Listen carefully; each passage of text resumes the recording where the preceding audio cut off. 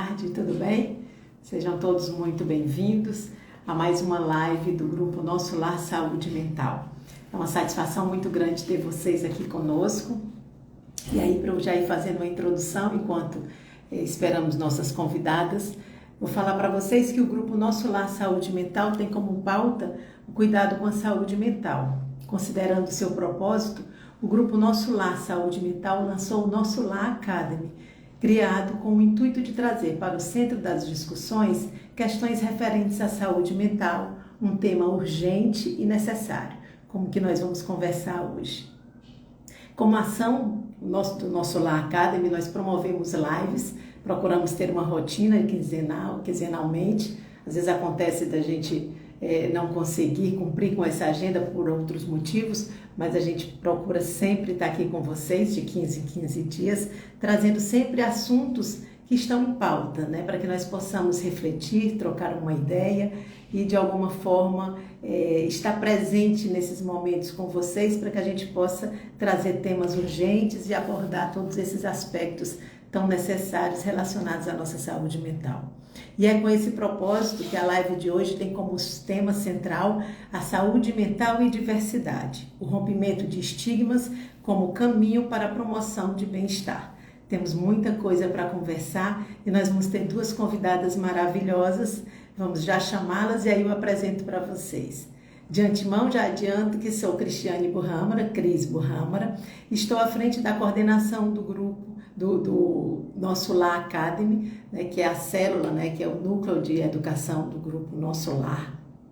E hoje, para conversar com a gente vai receber duas psicólogas, vamos chamá-las aqui, a Gabriela Benigno, professor Frota Pinto, e a Fernanda Souza, que é psicóloga do Nosso Lar Hospital.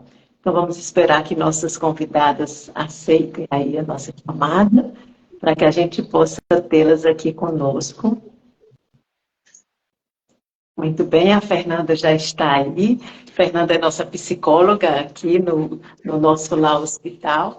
E agora recebendo a Gabriela Benigno. Olá, que também, tudo bem, Gabriela, seja muito bem-vinda. Fernanda, seja muito bem-vinda.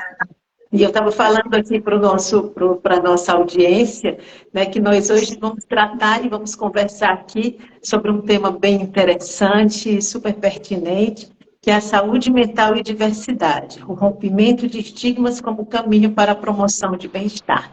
E é a partir desse ponto que eu peço que vocês se apresentem e que vocês possam dar início a essa conversa, que certamente nossa audiência está aí prontamente para nos ouvir. Por favor, então, nossa convidada externa, né? Então, a Gabriela, por favor, vamos fazer as honras da casa, né, Fernanda? Gabriela, por favor, se apresente para nós. Olá, bom dia mais uma vez. Meu nome é Gabriela Benigno, sou psicóloga clínica hospitalar. Eu trabalho no ambulatório Ser Trans, né, que é serviço de referência, né, a transdisciplinar, né, ao público transgênero desde 2017. Então, trabalho bastante com a temática da diversidade, inclusão, né. E aí hoje eu vou trazer um pouquinho sobre a minha prática clínica, né, e compartilhar com vocês, para a gente poder romper esses estigmas, né? Pelo menos que seja um pouquinho. Show. Sim, com certeza. E é isso. Também trabalho na emergência também, no plantão psicológico. E aí são outras demandas. Perfeito. Seja muito bem-vinda mais uma vez. Obrigada. Fernanda, por favor. Boa tarde, sou Fernanda, psicóloga do Nosso Lar, psicóloga hospitalar, já trabalho há um certo tempo nessa área, também no SUS e aqui também no hospital, tá? Com os pacientes que estão internados. E a gente vai dar continuidade na discussão desse tema tão importante. Sim, sem dúvida nenhuma. E aí, então, eu começo, né, perguntando para vocês como é que a gente pode fazer para que a gente possa quebrar todos, romper com esses estigmas, né, trazer para a pauta a diversidade e fazer esse link com a saúde mental. Como nós podemos fazer isso? Qual o caminho para a gente poder fazer isso? Preservando a saúde mental e respeitando a diversidade. A gente vai iniciar primeiro falando do porquê que é importante discutir esse tema, né? Antes da gente chegar lá nessas ações de mudança, de combate à violência, ao preconceito, mudanças e impactos da saúde mental, a gente vai dar um passinho para trás para falar de números, de estatísticas, né? Existe uma ONG que é o Observatório de Mortes e Violência LGBTIA+, tá? É uma ONG sem finalidades, uma ONG, né, que é filantrópica, que desde 2020 eles fazem essa estatística de mortes de pessoas que morreram em decorrência do preconceito e da violência. E aí eles trouxeram dados muito alarmantes, muito significativos, que eles vão repercutir na saúde mental, porque a gente já vai começar a discutir. Eles trouxeram a informação de que na pesquisa do ano passado, de 2022, ocorreram 228 homicídios, 30 suicídios e cerca de 15 mortes por outras causas, né? E isso já é um dado muito alarmante, porque quando eles fazem esse aparato maior, essa estatística do ano de 2000 até 2022, né? Nesses 12 anos, eles trouxeram a informação de que 5.635 pessoas morreram em decorrência desse preconceito, desse tipo de violência às pessoas LGBTIA+, tá? E aí é disso que a gente vai começar a discutir, né? De que a violência, a morte direcionada por essas pessoas que têm uma identidade de gênero ou uma orientação sexual repercute na saúde mental dessas pessoas. Acho que a Gabriela pode falar dessa atuação dela também. Sim, sem dúvida. Alarmante esse número, sem dúvida nenhuma. Gabriela, por favor, pode complementar aí com o seu conhecimento. Eu não sei se o que vocês estão escutando também, porque está travando bastante aqui. Eu não sei se é a internet aqui ou se é daí. Mas se tiver alguma dificuldade, vocês me avisem, tá certo? Tá. Então, assim, hoje eu preparei, né, principalmente para falar sobre um conceito que é muito importante quando a gente trabalha a questão de saúde mental da população LGBTQIAPN+, né? Por quê? Né? O estresse de minorias, né? O que seria isso?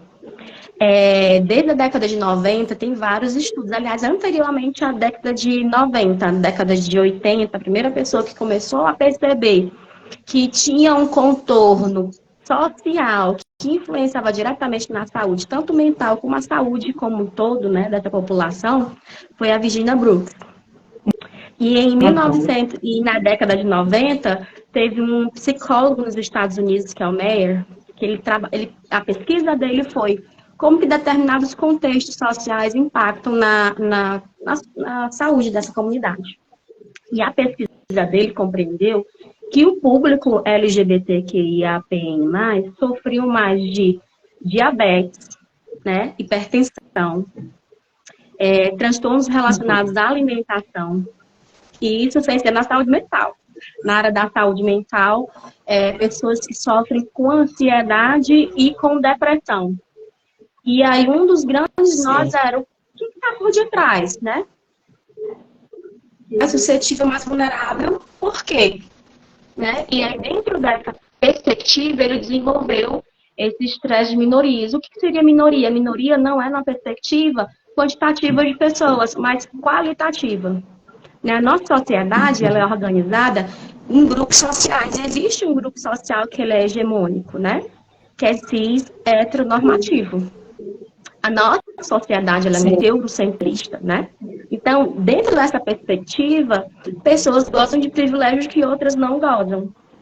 Pessoas, elas não sofrem determinados tipos de situações de constrangimento e também de violência simbólica e física que outras não sofrem, né? Por exemplo, pessoas cis heteronormativas, o que é cisgênero, né?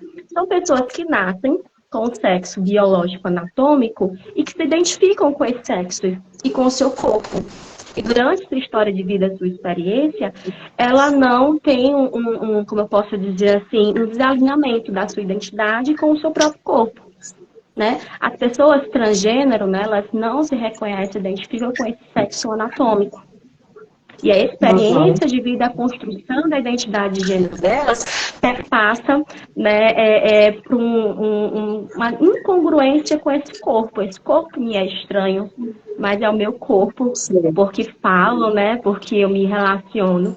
E aí tem todo um processo também de cuidado, inclusive lá no ambulatório a gente faz, né, que é todo, desde o processo, né, de transexualizador, que é processo hormonal, como também também a questão do pré e pós-cirúrgico. E aí, quais são os tipos de estresse que essas pessoas vivenciam, né?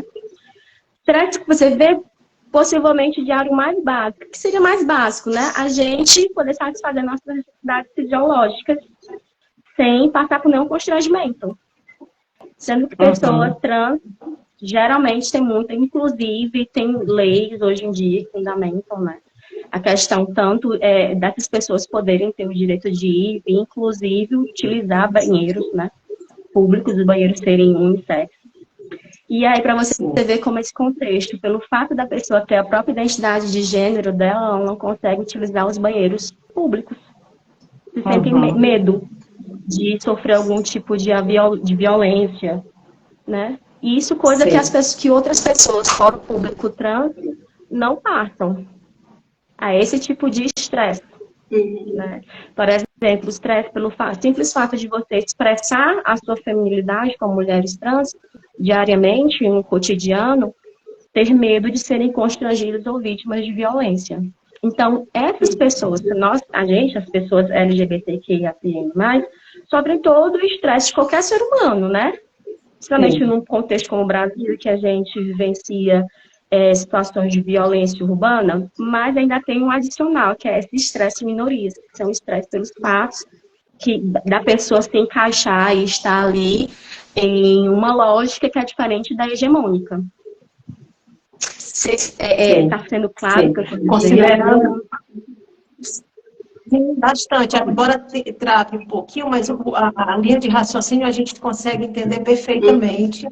E o que nos causa, e aí, trazendo para essa questão da saúde mental, imagine o estresse que essas pessoas vivenciam, né? As pessoas de uma maneira geral, porque a questão da diversidade, ela está não somente na pessoa que se identifica como, né, dentro desse segmento, dessa fatia do mercado, do público, mas também das pessoas do entorno, a família, os familiares, como lidar com isso, no ambiente organizacional. Então, como lidar com essa questão da saúde mental? Por isso que a gente traz sempre para a pauta o conhecimento, porque eu acho que o conhecimento é o caminho para que a gente possa lidar com esses assuntos e esses temas, entender essas, não digo nem diferenças, mas essa maneira de ser de cada um e respeitar, né, como sendo uma alternativa para essa questão da saúde mental, preservar a saúde mental das pessoas. A Fernanda tem uma forma, né, uma forma de lidar. Sim. Pode falar, desculpa. Essa diversidade nas siglas, né, que a gente está trazendo, ela justamente diz de inclusão de um processo que está em construção. Quando a gente fala do estresse, de tudo que a Gabriela está trazendo, a gente fala nas ações de educação, porque muitas vezes é dentro da família que começa esses comportamentos, esses atos de violência. É a família que percebe muitas vezes que o seu familiar está diferente do que você julgou que era, né? Do que você colocou em cima das suas perspectivas, dos seus desejos em cima do outro. A família, muitas vezes, é o primeiro papel de acolhimento, de entendimento dessa pessoa que, independente da sua orientação, da sua identidade de gênero, vai passar por sofrimentos, por formas de violência, de preconceito, se ela não tiver o cuidado ideal e necessário. A gente também fala de políticas de saúde, de acesso, quando a gente pensa de que só em 2011 que tem uma política nacional de saúde integral a essa população, tá? Que aí é falado de formas de combate, de acesso à saúde, de combate à violência, que eu ia dizer, né? Também já é hoje obrigatório, já é um direito dessas pessoas terem o seu nome social no cartão de saúde do SUS, como também de ter esse reconhecimento no acesso de qualquer equipamento de saúde. Isso diz muito do reconhecimento nosso, que faz parte da outra população, que ainda está fazendo esses apontamentos, esse julgamento como se fossem corretos, né? Por isso que é tão importante a gente repensar as nossas falas, os espaços. Existe um crescimento muito grande de validação de espaços de violência, né? Por isso que aqueles números que eu falei antes são tão alarmantes, são tão expressivos. Mais de 5.000 pessoas morreram em prol, em característica dessa identidade de gênero. Isso é muito absurdo, né? Por isso que é tão importante a gente falar de educação em saúde, de políticas de combate, porque a gente sabe de que hoje a LGBTfobia, né, que é assim que eles colocam, desde que o STF colocou, é crime como racismo. Então, assim, a gente não pode mais validar e permitir que esses espaços aconteçam. Sim, sem dúvida. Além dessa questão, né, de políticas públicas, né, e também a gente trabalhar não só a macropolítica, mas as micropolíticas nas relações, é a gente reconhecer essa diversidade humana, né, e acolher essa diversidade humana. Né, e como é que a gente pode fazer isso, né? Porque muitas vezes a diversidade humana ela é mascarada ou ela é negada. Aí eles colocam uma lógica cis heteronormativa como se a única possibilidade de existir ser por cisgênero e dentro de um recorte, né, de orientação sexual. Quando, na realidade, a nossa diversidade humana, os corpos humanos são diversos, né?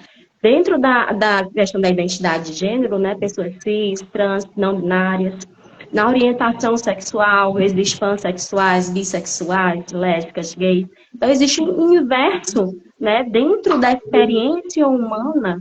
Se a gente não entender e não compreender, né, não acolher, a gente não consegue cuidar. A gente acaba violando esses corpos também, né? Então, acho que o primeiro momento, inclusive dentro da área de saúde, qualquer instituição séria que se propõe a dar, oferecer estudar de saúde mental, é ter essa perspectiva de um acolhimento humanizado, né? De um acolhimento de fato, uma responsabilidade com aquele que entra naquela instituição desde o início até a sua porta de saída, né? E ele ter acesso a essa saúde, como muitas pessoas têm o acesso, né? Inclusive tem estudos, né, que apontam que muitas pessoas trans, né, pessoas públicas também LGBT, lésbicas, não têm, fogem de equipamentos de saúde como um posto de saúde por medo de LGBTfobia, né? Porque todo um aparato de cuidado ali, a lógica do cuidado, né, em saúde está muito voltada para a lógica cis. Então, existe especificidade dentro desse cuidado que não existe, que ainda precisa ser construído, né? O ser trans é uma pontinha ali, né, do serviço de referência, e a gente está tentando também, de certa forma, ramificar para outros espaços, tanto posto de saúde, né, como também policlínicas, mas aí é um processo ainda para a construção dessa rede de cuidado que ainda está no estágio bem inicial. Mas eu acho que esse é o primeiro caminho, né, acolher de maneira honesta, empática, humana. E eu acho que o esclarecimento, trazer para a pauta assuntos como esse, eu acho que o conhecimento é o caminho para que a gente possa entender e aceitar e conhecer e perceber as diferenças e a maneira de ser de cada um. Esses dias eu estava ouvindo um podcast que eu acho que o nome é Nordestinos pelo Nordeste, se eu não estou enganado o nome, e tinha um episódio sobre os Mães da Resistência, que me tocou profundamente, porque era uma mãe dando depoimento, né, de uma situação familiar onde a diversidade estava presente. E ela comenta, inclusive no depoimento dela, que ela sentiu muita dificuldade no processo de aceitação, por puro desconhecimento, porque as pessoas não sabem, são assuntos que hoje estão vindo à pauta. E hoje a gente está conversando sobre isso, né? Assim como hoje a gente conversa também sobre a questão da saúde mental com mais tranquilidade, sem medo de ser rejeitado, e mesmo assim a gente sabe que ainda encontra preconceito pelo caminho, né? E quando se trata de diversidade, né, de gênero, orientação sexual, enfim, a gente sabe que há mais desconhecimento ainda. Então, eu costumo dizer que não há certo nem errado. Acho que estamos todos aprendendo a lidar com esse novo cenário. Estou errada? Ou essa minha fala está equivocada? A gente só pensa de que essa educação, ela tem que vir de nós que estamos tentando fazer esse entendimento para o outro e dessa aceitação, entre aspas, né? Porque não cabe mais a pessoa que é transgênero, que é gay, que é travesti, ensinar a gente o que é que é. Ela não está aqui para nos ensinar sobre o que ela é, quem é essa pessoa. Cabe a gente, profissionais de saúde, principalmente de saúde mental, buscar esse conhecimento, divulgar essas formas de acolhimento, de inclusão, acesso à saúde, porque essa população está realmente à disposição para ser atendida. Por isso que essas siglas são tantas, são tão vastas, porque seria realmente injusto a gente tentar mais uma vez classificar um grupo em um único nome, em uma única sigla, porque conforme os estudos vão trazendo, essas pessoas vão se apresentando até nós, que essas siglas vão sendo assim tão vastas, são tão diversas, né? Trazendo outro ponto também, que a Gabriela, só retomando aqui o pensamento, de que tudo que a gente está falando, violência, família, essa família que está tentando entender o seu parente, essa aceitação, também repercute na saúde mental, porque a falta de documento social vai dificultar o acesso ao trabalho, ao posto de saúde, como a Gabriela estava falando, aos meios de prevenção, de proteção, de se expor e de falar sobre si. Porque por medo dessa sua identidade ter sido exposta e ela sofrer um tipo de violência. É aí que a gente vai perceber os transtornos mentais, é aí que a gente vai ver aqueles números tão alarmantes de suicídio e outros agravamentos que a gente pode estar hoje tentando reduzir eles, minimizar dia após dia com as educações em saúde. Sim, perfeito. E tomar consciência também que essa é uma questão biopsicossocial, né?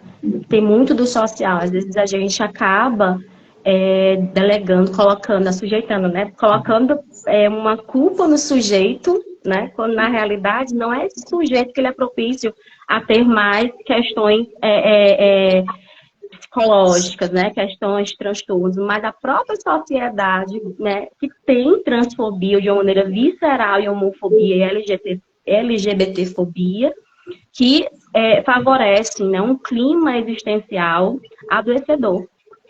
Né, onde você, o reflexo dessa pressão, dessa cobrança. Claro, e você vivencia cotidianamente o medo, né, de ser atacado. Né? Então, você acaba... Então, e é um medo real, né? Em vários processos. A gente vê, inclusive, em reportagens, né? Um pai e filho, pelo simples fato de estarem com mãos dadas, sofrendo uma violência, né? E não é um casal, né? Pai e filho, né? O que é uma troca de afeto. Né? Imagine o público realmente que já passou por vários outros tipos de violência, tanto física como simbólica, né? O quanto isso é forte, né? E a gente precisa também, enquanto profissional, se preparar para poder dar conta e poder cuidar da melhor maneira possível, né? E aproveitando esse espaço maravilhoso que vocês cederam, né? Para falar também sobre o meu peixe, né? Eu estou fazendo um curso, inclusive, sobre manejo clínico com o público LGBTQIAPN+, que vou colocar no Simpla. Depois eu posso até estar compartilhando com vocês, né? E fora isso também, vou fazer um e-book daqui para outubro, né? Esse e-book vai ser gratuito, vai ser uma forma também das pessoas conhecerem um pouco mais sobre o manejo clínico, né? Eu vou dar uma pequena introdução para deixar um gostinho aqui de como é que é esse lugar de cuidado com essa população. E aí abrir esse espaço também, por exemplo, de troca pelo direct, quem à vontade me disponibilizo, tá? Perfeito, perfeito. Espaços como esse são necessários para a gente poder chegar às pessoas e levar esse conhecimento para as pessoas, para que elas possam tomar mais consciência, porque viver nesse estado de alerta, que você falou agora, Gabriela, e que a Fernanda também tem falado, você viver sempre nessa tensão de como vai ser recebido, como vai ser aceito, a violência que você pode sofrer, seja em atos ou em palavras, isso só pode, né, em algum momento, gerar, ser um fator preponderante contra a saúde mental que a gente tanto busca, né, esse equilíbrio emocional. E aí eu pergunto para vocês, tem um caminho, tem uma alternativa, além desse do conhecimento que a gente procura levar para as pessoas, né? Para que a gente possa fazer com que as pessoas, assim, que tipo de conhecimento, que tipo de troca a gente pode ter com as pessoas para que elas tenham mais conhecimento, entendam a maneira de ser de cada um e respeite essa maneira de ser de cada um.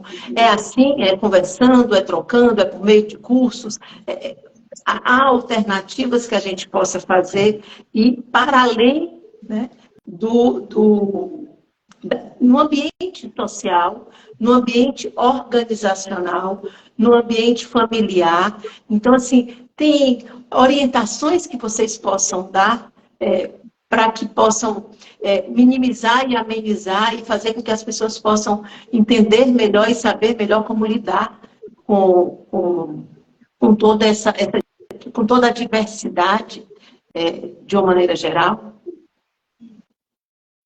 Acho sim que a gente vai continuar frisando a mesma pauta da educação, porque a gente está falando enquanto um viés normativo, que é o nosso, até inclusive que está dentro desse espaço. Nós estamos falando sobre essas pessoas que estão sofrendo e sendo mortas diariamente. Então, mais uma vez, acho que seria a minha posição de dizer LGBTfobia é crime, não pode ser realizado nem ser validado em nenhum desses espaços. Se qualquer familiar, se qualquer pessoa no ambiente de trabalho tiver com dificuldades de entender ou, entre aspas, aceitar o seu colega, é essa pessoa que vai ter que buscar uma psicoterapia para entender suas questões, entender suas dificuldades, suas limitações, e não o outro para o qual ele está proferindo violências, agressões, porque a gente está falando de saúde mental e diversidade nessa população que sofre, muitas vezes em reflexo das nossas ações que a gente gera diariamente.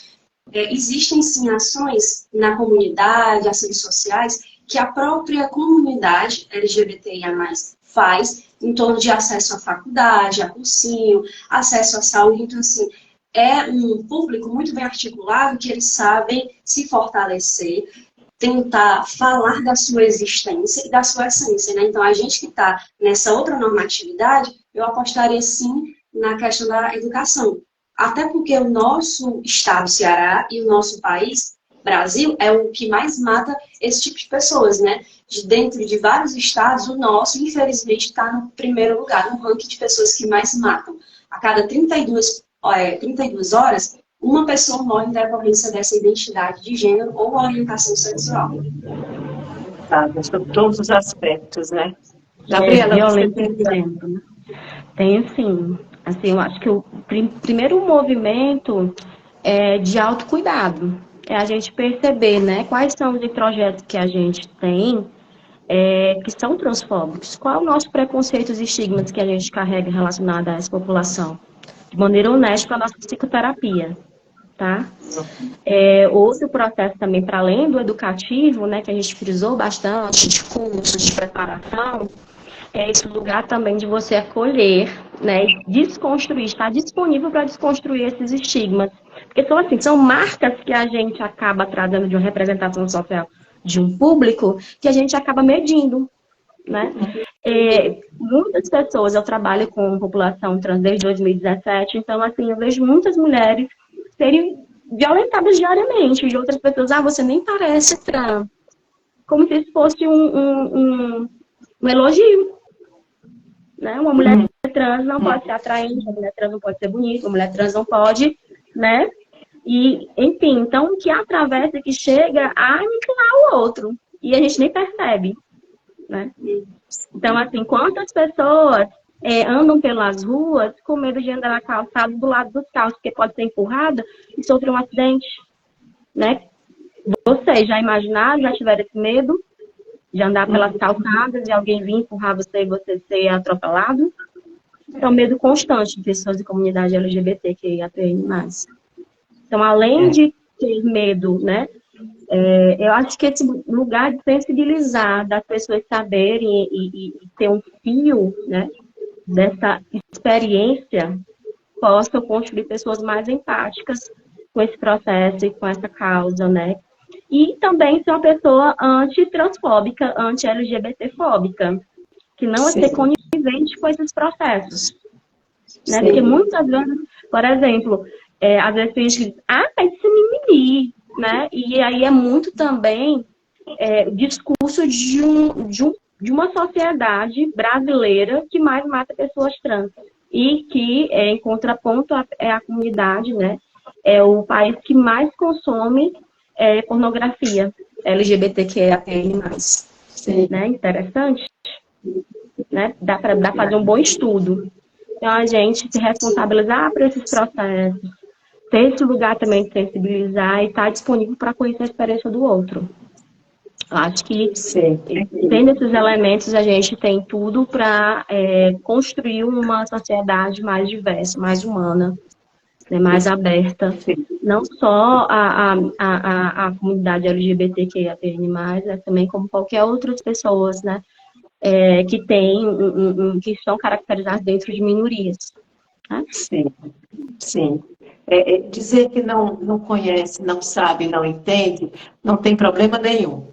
Agora, ficar parado e não querer aprender, não querer entender e poder, de alguma forma, ter essa troca saudável, né, que seja bom para todos, né? Eu acho que respeitar o indivíduo, respeitar o ser humano em todas as suas formas e a sua maneira e o seu comportamento, eu acho que essa é a base, né? Eu acho que na hora que a gente respeita o outro, todo mundo quer ser respeitado. Nesse momento onde a gente respeita o outro, a gente também é respeitado. Isso é uma via de mão dupla, né? Então não tem dificuldade nenhuma. Acho que essa regrinha é básica e fácil da gente lidar, né? Se todo mundo olhasse com mais simplicidade para as coisas, com menos preconceito, em todos os aspectos. Aí eu abro para o preconceito de uma maneira geral, né? Então, nós temos o preconceito racial, preconceito de gênero, preconceito. Então, são tantos outros preconceitos, o etarismo. Então, assim, são tantas outras situações. E são tantos outros sinais de preconceitos, outras formas que a gente vê acontecer e que muitas vezes pela nossa educação estruturada, essa sociedade irrigada, a gente não percebe. Mas muitas vezes a gente lida com o preconceito do nosso lado e a gente pode não estar percebendo isso.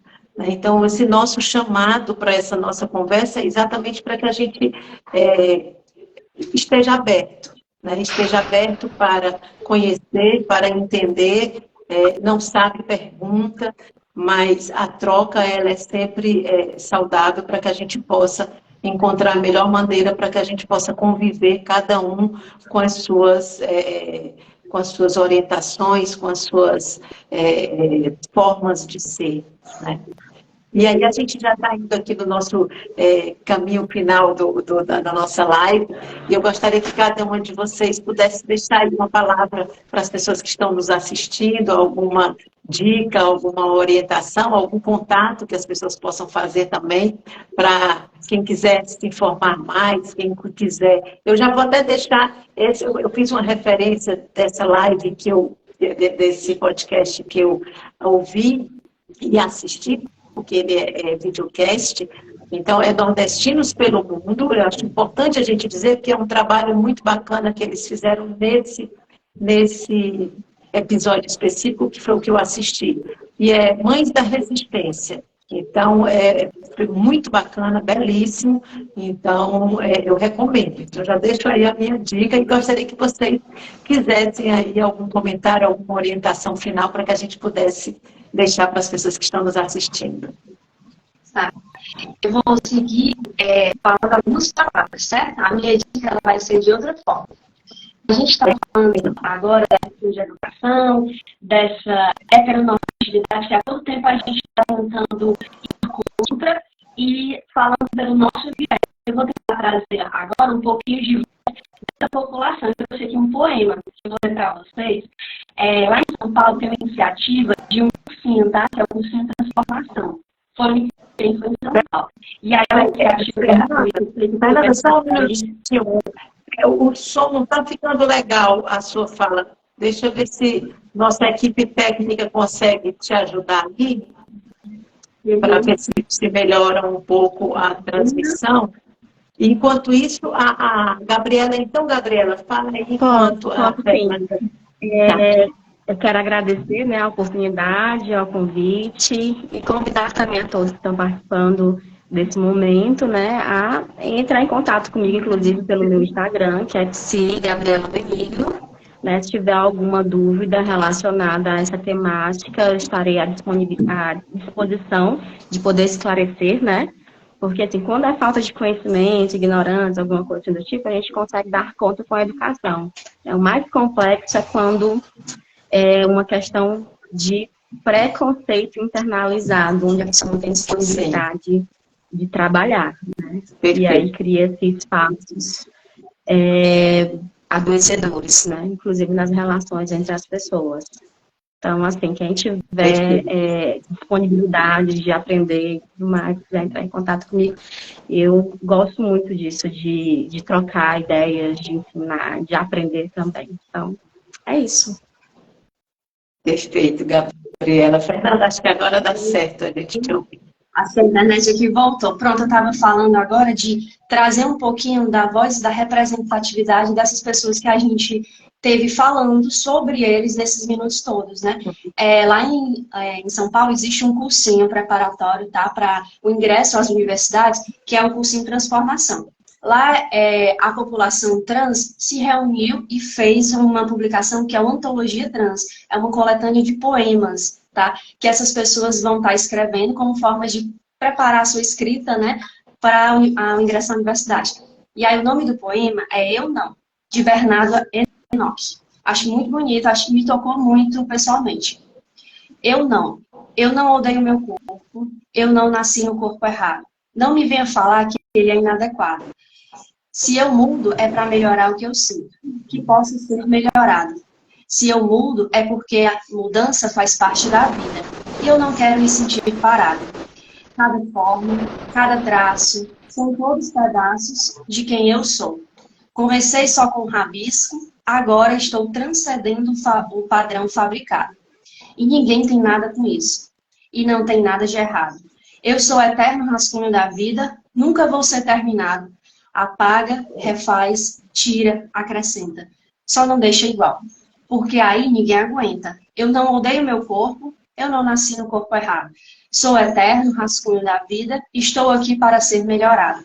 Na eterna busca do buscar por eternidade, rabisco, rascunho, desenho, obra-prima, transbordando, transcendendo, transgredindo. Apenas sendo mais eu, mais meu a cada dia. Ai, que lindo, Fernando. Muito bonito, viu? Que lindo, muito sensível. A Maria ter, sim, ter trazido espaço e voz dessas pessoas, né, de uma forma tão sensível. E é mais uma iniciativa popular de acesso à educação e à saúde também. Sim, sem dúvida nenhuma. Belíssimo. Eu acho que com essas palavras de vocês, com esse poema que tocou profundamente a todos nós, eu tenho certeza, eu só tenho que agradecer a vocês e dizer que essa é uma preocupação que o grupo Nosso Lar Saúde Mental, por meio do Nosso Lar Academy, a gente procura ter, trazendo sempre pautas tão urgentes, tão emergentes e necessárias para a troca, para que de alguma forma a gente deixe aí um pouquinho de conhecimento, um pouquinho, pelo menos despertar a curiosidade das pessoas para ir em busca de mais informação. Eu acho que esse é o nosso papel. Então, eu só tenho que agradecer a vocês, dizer a vocês que essa nossa live fica gravada. Já pedi desculpas, porque eu sei que de vez em quando tem um problema na transmissão, mas isso faz parte do ao vivo, é isso mesmo, mas depois quem quiser assistir de novo, eu sugiro que faça isso, assista a live que fica gravada e fica disponível nas nossas redes, né? E aí vocês podem usufruir mais dessas profissionais tão maravilhosas que estiveram aqui conosco hoje, a Fernanda e a Gabriela, que tão gentilmente cederam esse tempo para estar aqui conosco nessa troca tão enriquecedora. Muito obrigada a todos vocês e a todos vocês que nos assistiram.